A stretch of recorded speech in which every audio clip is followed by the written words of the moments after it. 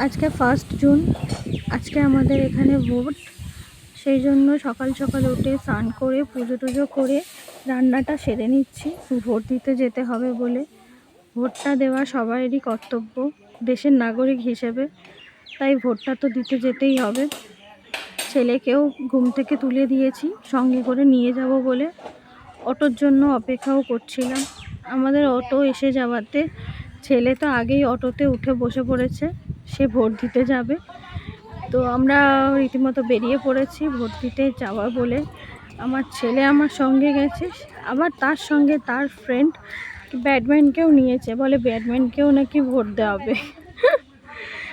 আজকে রাস্তাঘাট অনেকটাই ফাঁকা, প্রায় দোকানঘাট সবই বন্ধ প্রায়, আর গাড়ি ঘোড়াও খুব একটা চলছে না, রাস্তাঘাট একদমই ফাঁকা। তো চলো যাওয়া যাক ভোট দিতে, দেখা যাক কি হয়। তো ফাইনালি ভোট দেওয়া হয়ে গেছে, এবার রিটার্ন বাড়ি ফিরে আসছি। তো তোমরাও পারলে সবাই এই কর্তব্যটা পালন করো। টাটা।